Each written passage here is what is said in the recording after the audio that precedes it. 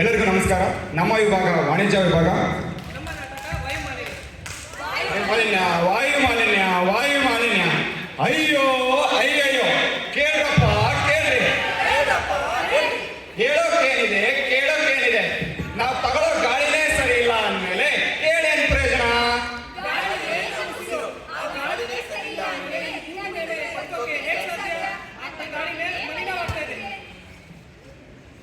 ಇದಕ್ಕೆಲ್ಲ ಕಾರಣ ಯಾರು? ಕಾಲ ಕೆಟ್ಟೋಯ್ತು. ಹಾಲು ಕುಡ್ದ ಮಕ್ಕಳೇ ಬದುಕಲ್ಲ, ಇನ್ ಕೆಟ್ಟ ಗಾಡಿ ಕುಡ್ದ ಬದುಕ್ತೀವ? ಅಯ್ಯೋ ಎಂತ ಕಾಲ ಬಂತು. ಇದಕ್ಕೆಲ್ಲ ಕಾರಣ ಯಾರು? ನೀವೇ ನೋಡಿ.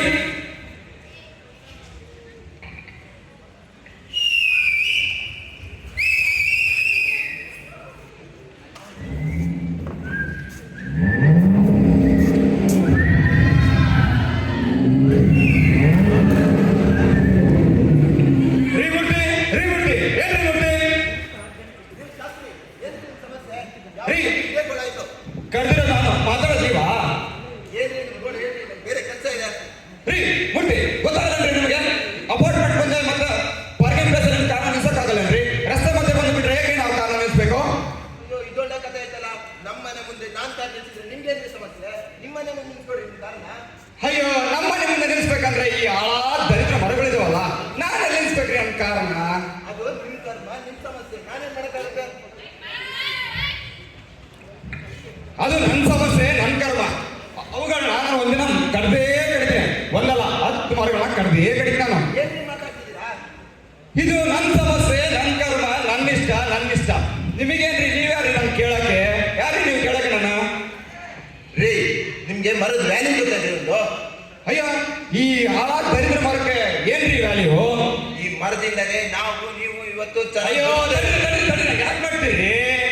ಈ ಹಾಳಾದ ಮರದಿಂದ ನಾನು ಹೆಂಟು ದಿನ ಕಸ ಹೊಡೆದು ಅವಳು ಸೊಂಟ ಬಿದ್ದೈತೆ ಅಂತೇಳಿ ರಾತ್ರಿ ಬಂದು ನಾನು ಪಿರತಿ ಹೇಳ್ತಲ್ರಿ. ನಾನು ಏನ್ ಮಾಡ್ಲಿ? ಅದು ನಿಮ್ಮ ವಯಸ್ಸಿನ ಸಮಸ್ಯೆ ಕಣ್ರಿ. ಅದಕ್ಕೋಸ್ಕರ ಈ ಮರಗಳನ್ನ ಕಡಿಯಕ್ಕಾಗುತ್ತಾ? ಅಯ್ಯ ಕಡಿತೀನಿ. ಒಂದಲ್ಲ 10 ಅಲ್ಲ 100 ಮರಗಳು ಕಡಿತೀನಿ. ಏನೇಳಿ 100 ಮರಗಳು ಕಡಿತೀನಿ. ರೀ ಶಾಸ್ತ್ರಿ ಹಿಂಗೆಲ್ಲ ಮಾತಾಡ್ಬೇಡಿ. ಇದರಿಂದ ನಿಮ್ಗೆ ಒಳ್ಳೇದಾಗಲ್ಲ. ಏನ್ರಿ ಮರಗಳು ಬಿಡ್ರಿ. ಈ ಮರಗಳು ನಮ್ಗೆ ತುಂಬಾ ಮುಖ್ಯ. ಅಯ್ಯೋ ಏನ್ ಮುಖ್ಯನೋ ಅಪ್ಪನ ಏನೋ ಬಿಡಿ. ರೀ ಈ ಮರಗಳಿಂದಲೇ ಇಂದು ನಾವು ಚೆನ್ನಾಗಿ ಬದುಕ್ತಾ ಇರೋದು. ಏನ್ ಬದುಕ್ತೀವೋ ಬಿಡ್ತೀವೋ ಬಿಡಿ. ನೋಡಿ ನಾನು ಸರಿಯಾಗಿ ಹೇಳಿದ್ರಿ ಮೂರ್ತಿ. ರೀ ಶಾಸ್ತ್ರಿ, ನಿಮಗೆ ಗೊತ್ತಾ, ನೈಸರ್ಗಿಕವಾಗಿ ವಾಯು ಮಾಲಿನ್ಯನ ತಡೆಗಟ್ಟುವ ಸಾಧನ ಮರ. ಮರ ನಮಗೆಲ್ಲ ತಂಪಾದ ವಾತಾವರಣ ಕೊಡೋದಲ್ಲದೆ ಪ್ರಾಣಿ ಪಕ್ಷಿ ಕೀಟಗಳಿಗೆ ಆಶ್ರಯ ಕೂಡ ಕೊಡುತ್ತೆ. ಮರ ಅಂತರ್ಜಲ ಮಟ್ಟವನ್ನು ಕೂಡ ಕಾಪಾಡುತ್ತೆ. ಅಷ್ಟೇ ಅಲ್ಲ, ಈ ಪ್ರಕೃತಿ ನಮ್ಮ ವಾತಾವರಣಕ್ಕೆ ಮಾಲಿನ್ಯಕರವಾಗಿರುವಂತಹ ಕಾರ್ಬನ್ ಡೈಆಕ್ಸೈಡ್ ಹಿಡ್ಕೊಂಡು ವಾತಾವರಣನ ಶುದ್ಧಗೊಳಿಸುತ್ತೆ. ಅಯ್ಯೋ ಒಂದು ಮರದಿಂದ ಇಷ್ಟೆಲ್ಲ ಪ್ರಯೋಜನ ಇದೆನಾ? ರೀ ಶಾಸ್ತ್ರಿ, ನಿಮಗೆ ಗೊತ್ತೇನ್ರಿ, ಒಬ್ಬ ಮನುಷ್ಯ 1 ವರ್ಷಕ್ಕೆ 2,500 kg ಕಾರ್ಬನ್ ಡೈಆಕ್ಸೈಡ್ ಅನ್ನ ಉತ್ಪತ್ತಿ ಮಾಡ್ತಾನೆ. ಆದ್ರೆ ಒಂದ್ ಮರ 1 ವರ್ಷದಲ್ಲಿ ಬರೀ 22 kg ಕಾರ್ಬನ್ ಡೈಆಕ್ಸೈಡ್ ನ ಹೇರ್ಕೊಳುತ್ತೆ. ಹಾಗಿದ್ರೆ ನೀವೇ ಸ್ವಲ್ಪ ಯೋಚನೆ ಮಾಡಿ, ನಾವು ಎಷ್ಟು ಮರಗಳನ್ನು ಬೆಳೆಸಬೇಕು? ಹೌದು ಬಿಡ್ರಿ, ನೀವ್ ಹೇಳೋದಲ್ಲ ನಿಜ. ನನ್ನ ತಪ್ಪಿನ ಅರಿವಾಯ್ತು, ಕ್ಷಮಿಸ್ರಿ ನನ್ನ. ಹೌದು, ಪರಿಸರ ಸಂರಕ್ಷಣೆಯ ವಿಷಯದಲ್ಲಿ ನಾವು ನಮ್ಮ ಪೂರ್ವಜರನ್ನು ಅನುಸರಿಸಬೇಕು. ಹಿಂದೆ ಒಂದು ಊರಿನಲ್ಲಿ ಗುಂಪು ತೋಪುಗಳನ್ನು ಹೊಂದೋದು ಕಡ್ಡಾಯವಾಗಿತ್ತು. ಮಾವು, ಹಲಸು, ಬೇವು ಹೀಗೆ ಹಲವಾರು ರೀತಿಯ ಮರಗಳನ್ನು ನಮ್ಮ ಪೂರ್ವಜರು ಬೆಳೆಸ್ತಾ ಇದ್ರು. 33% ಅರಣ್ಯ ಸಂಪತ್ತನ್ನು ನಾವು ಪರಿಸರ ಸಮತೋಲನ ಕಾಪಾಡಲು ಹೊಂದಿರಲೇಬೇಕು.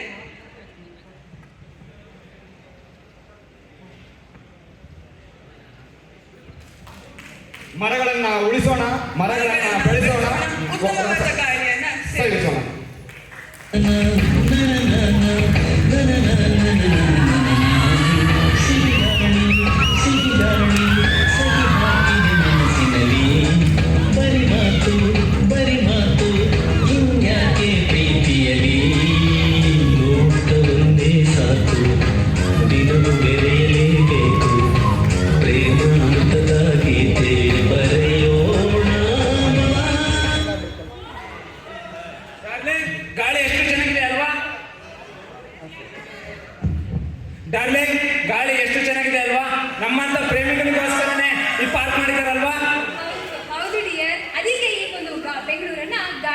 ಅಂತ ಕರೀತಾರೆ.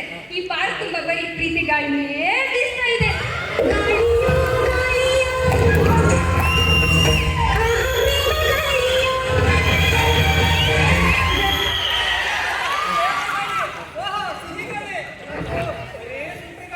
ಈ ಗಾರ್ಡನ್ನ ವಾಚ್ಮನ್ ನಾನು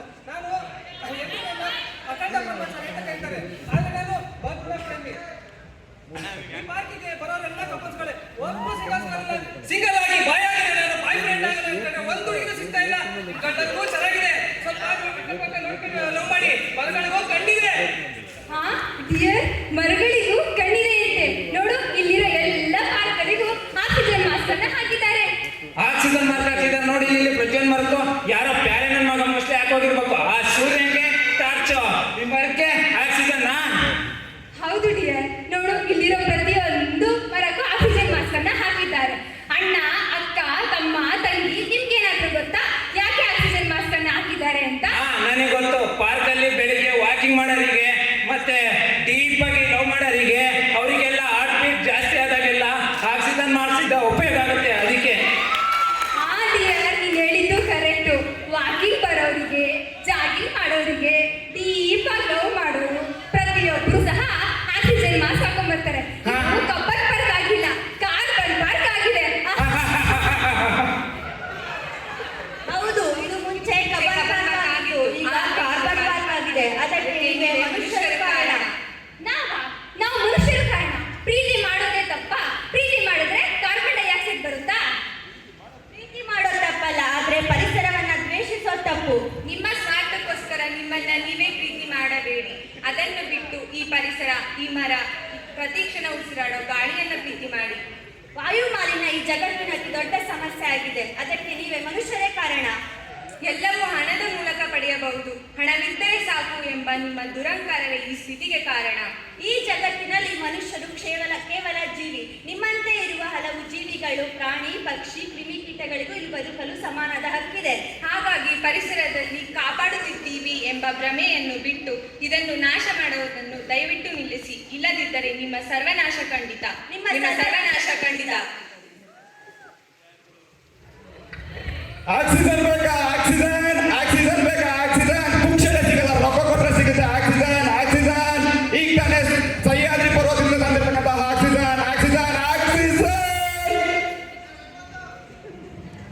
ಗಾಳಿ ಗಾಳಿ ಗಾಳಿ, ಆಮ್ಲಜನಕ, ಆಕ್ಸಿಜನ್, ನಿಮ್ಮೆಲ್ಲರ ಸಂಜೀವಿನಿ. ಬರೀ 100 ರೂಪಾಯಿ, ಬರೀ 100 ರೂಪಾಯಿ. ISI ಆಡ್ ಮಾಡ್ತಿರೋ ಪ್ಯೂರ್ ಆಕ್ಸಿಜನ್. 100 ರೂಪಾಯಿ ಕೊಟ್ರೆ ಒಂದು ಇಡೀ ದಿನ ನೀವು ಶುದ್ಧವಾದ ಗಾಳಿಯನ್ನ ಉಸಿರಾಡ್ಬೋದು. ನಿಮ್ಮ ವಾಹನಗಳಿಗೆ ಎಮಿಷನ್ ಟೆಸ್ಟ್ ಮಾಡಿಕೊಳ್ಳಿ ಮತ್ತು ನಿಯಮಿತವಾಗಿ ಬಳಸಿ. 10 ವರ್ಷಕ್ಕೂ ಮೇಲ್ಪಟ್ಟ ವಾಹನಗಳನ್ನು ಬಳಸಬೇಡಿ.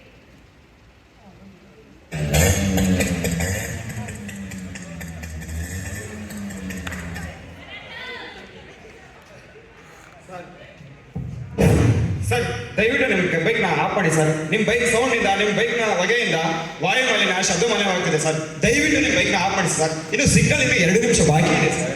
ರೀ, ಗಾಡಿ ನಂದು, ಗಾಡಿಲಿರೋ ಪೆಟ್ರೋಲ್ ನಂದು. ನಿಮ್ದೇನ್ರಿ ಪ್ರಾಬ್ಲಮ್? ಕಾಲೇಜ್ ಹುಡುಗಂಡ್ರಿ ನಾವು. ಸೌಂಡ್ ಸ್ವಲ್ಪ ಜಾಸ್ತಿ ಇರಬೇಕು. ಗಾಡಿಲಿ, ಬೈಕಲ್ಲಿ, ಬಾಯಲ್ಲಿ ಹೊಗೆ ಬಿಟ್ಕೊಂಡು ಜಾಲಿಯಾಗಿ ಸುತ್ತಾಡ್ಬೇಕು. ಅವಾಗಲೇ ಜಾಲಿ ಜಾಲಿ ಜಾಲಿ ಜಾಲಿ. ಅಯ್ಯೋ, ಏನ್ ಕಾಲದ್ರು, ಏನ್ ನೋಡ್ರು ಏನೋ. ಇದೇ ನೋಡಿ ವಾಯು ಮಾಲಿನ್ಯಕ್ಕೆ ಮುಖ್ಯ ಕಾರಣ. ಅಣ್ಣ, ಅಕ್ಕ, ದಯಮಾಡಿ ತಮ್ಮ ಗಾಡಿಗಳನ್ನ ಸಿಗ್ನಲ್ಗಳಲ್ಲಿ ಆಫ್ ಮಾಡಿ. ನೈಸರ್ಗಿಕ ಸಂಪನ್ಮೂಲಗಳಾದ ಡೀಸೆಲ್, ಪೆಟ್ರೋಲ್ ಇವುಗಳನ್ನ ನಿಯಮಿತವಾಗಿ ಬಳಸಿ.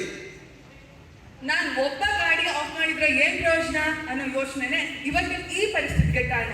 ಹಾಗಾಗಿ ನಾವು ಇವತ್ತು ಸಿಗ್ನಲ್ಸ್ ಗಳಲ್ಲಿ ಆಕ್ಸಿಜನ್ ಮಾರೋ ಪರಿಸ್ಥಿತಿ ಬಂದೊದಗಿದೆ. ನಿಮ್ಮ ವಾಹನಗಳಿಗೆ ಎಮಿಷನ್ ಟೆಸ್ಟ್ ಮಾಡಿಕೊಳ್ಳಿ ಮತ್ತು ನಿಯಮಿತವಾಗಿ ಬಳಸಿ. 10 ವರ್ಷಕ್ಕೂ ಮೇಲ್ಪಟ್ಟ ಡೀಸೆಲ್ ವಾಹನಗಳನ್ನು ಬಳಸಬೇಡಿ. ಸಾರ್ವಜನಿಕ ವಾಹನಗಳಾದ KSRTC, BMTC, ಮೆಟ್ರೋ ಹಾಗೂ ರೈಲ್ವೆಗಳನ್ನು ಅತಿ ಹೆಚ್ಚು ಬಳಸಿ. ಪರಿಸರ ಸ್ನೇಹಿಗಳಾದ ಎಲೆಕ್ಟ್ರಾನಿಕ್ ಬೈಕ್, ಎಲೆಕ್ಟ್ರಾನಿಕ್ ಕಾರ್ ಮತ್ತು ಸೈಕಲ್ಗಳನ್ನು ಬಳಸಿ ಪ್ರೋತ್ಸಾಹಿಸಿ ನಮ್ಮನ್ನು ಕಾಪಾಡಿ.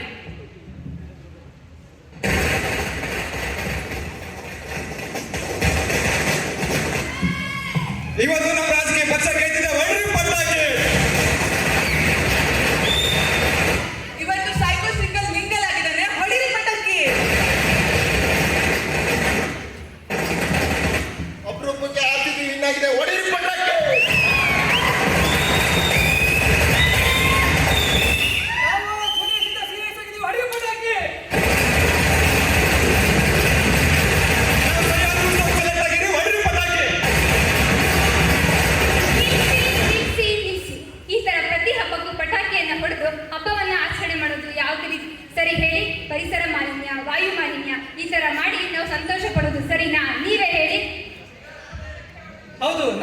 ಮಾಡ್ತಿರೋದು ತಪ್ಪು. ಈ ತರ ಪ್ರತಿಯೊಂದು ಸಂಭ್ರಮಾಚರಣೆಗೂ ಪಟಾಕಿ ಹೊಡೆದ್ರಿಂದ ವಾಯು ಮಾಲಿನ್ಯ ಆಗುತ್ತೆ. ವಾಯು ಮಾಲಿನ್ಯವನ್ನು ನಿಯಂತ್ರಿಸೋಣ, ಪರಿಸರವನ್ನು ಸಂರಕ್ಷಿಸೋಣ. ಮೆಟ್ರೋಪಾಲಿಟನ್ ಸಿಟೀಸ್ಗಳಾದ ದೆಹಲಿ, ಬೆಂಗಳೂರು, ಕೋಲ್ಕತ್ತಾ, ಚೆನ್ನೈ, ಮುಂಬೈ ಹೀಗೆ ಹಲವಾರು ಸಿಟಿಗಳನ್ನು ರಕ್ಷಿಸೋಣ. ಅಲ್ಲದೆ ಸಹ್ಯಾದ್ರಿ ಪರಿಸರವನ್ನು ಸಂರಕ್ಷಿಸೋಣ, ಕಪ್ಪತ್ಗುಡ್ಡದ ಪರಿಸರವನ್ನು ಸಂರಕ್ಷಿಸೋಣ. ಪರಿಸರ ಸಂರಕ್ಷಿಸುವ ಹೊಣೆ ನಮ್ಮೆಲ್ಲರದಾಗಿದೆ. ಎಲ್ಲರೂ ದಯವಿಟ್ಟು ವಾಯುಮಾಲಿನ್ಯವನ್ನು ತಡೆಗಟ್ಟೋಣ, ಪರಿಸರವನ್ನು ಸಂರಕ್ಷಿಸೋಣ. ಧನ್ಯವಾದಗಳು. ಇದೀಗ ಮುಂದಿನ